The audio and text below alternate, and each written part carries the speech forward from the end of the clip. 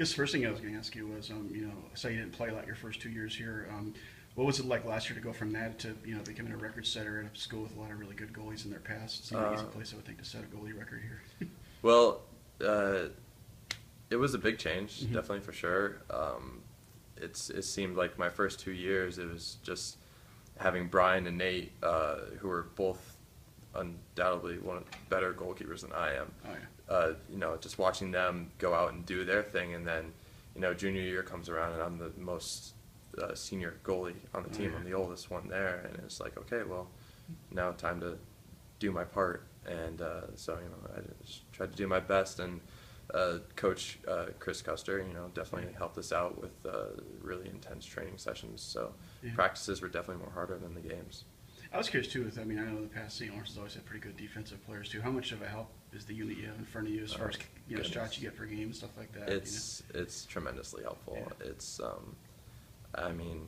what our average is 3 shots on target Yeah. against me per game, and Yeah. sometimes they're just little dribblers. Yeah. But yeah, Harry, Christian Yaros, Dan Hunt, and Austin Roney, they do a fantastic job in front of me, and I'm very grateful to have them on the team. And on the other end of that, though, I know like in hockey, sometimes goalies don't like to have games where they don't get a lot of shots because is it hard sometimes if you're just standing there and you're watching the guy across the field getting everything, and then it comes your way and you've got to kind of get back into it right away? Yeah, if it's October and it's raining and it's yeah. cold out and it's just absolutely miserable, sometimes you can, you'll get caught daydreaming, or you'll tighten up, you'll get real cold, and then all of a sudden there's a breakaway, and then you gotta stand on your head and make a good save. So it's hard sometimes, definitely for sure, but it's then again, it's also nice to have Harry and Dan Right. and those guys in front of you, so that doesn't happen. I was curious too, like when you were picking colleges, why did you choose St. Lawrence, and what were some of the other places you had kind of looked at? Like, if you had any finalists that were up there at the time? When I was getting recruited and scouted, I was originally looking to go D1, Mm-hmm. and kind of following the footsteps of my brother, who played at Colgate for 4 years. Then I kind of realized I didn't want to make such a huge commitment to a D1 program, Yeah. and I've gone to the St. Lawrence camps ever since I was a little kid, and I knew the way Bob played, and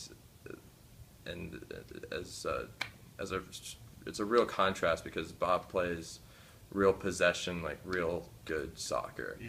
And you see a lot of D1 schools, and they don't have really good soccer players. They have outstanding athletes, but they play a lot of kickball. Oh, yeah. And so I love Bob's method and the way that he plays the game and teaches the game, and also the facilities here are outstanding. They're unreal. They're fabulous. So that's definitely one of the things that pulled me in.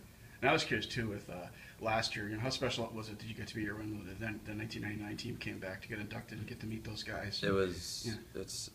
It's always nice when they come back, Mhm. because we get to hear their stories, hear what they went through. Because you see all the stuff, all the memorabilia around, and like, oh, that's nice, that's cool, but you don't really get the full picture about what was going on, like what challenges did they actually have to overcome besides winning Oh, yeah. 22 games in a row.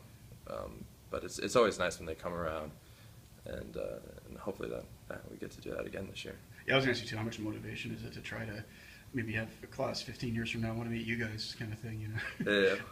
It could be us. I'd like for us to, be the next 99 team. Yeah. But I don't know. It's going to be tough to top those guys. Oh, yeah. They're a bunch of really class soccer players. Now, you guys had, the last 2 years have been the NCAAs, and you seem to go further every year. What do you kind of learn that can help you go into this year from what you experienced a year ago in the tournament, even though maybe it didn't end exactly the way you would have liked, but, is there things you picked up there that can help you going into this season? I think we just need to communicate more, but be more positive. When we're down, we're definitely not out of any scenario, and we need to not get our butts kicked in the first game of the season to kind of get the ball rolling. We can't have any wake up calls. We need to be up and ready to go.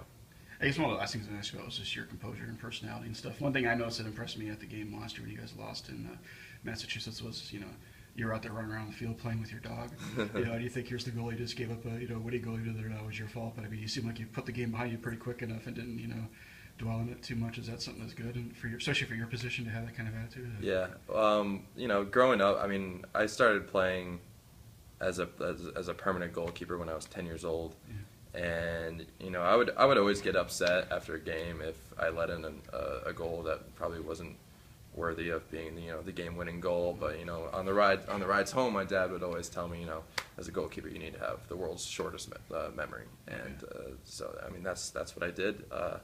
It was it was a good goal. Maybe the play leading up to it wasn't great, but the kid hit a rocket of a volley right into the top of the frame of the net, and there's not really a lot of things that you can just do about that. So I got over it pretty quickly, because I already in my mind I knew that, hey, I got one more season to make things right and to kick some ass. So.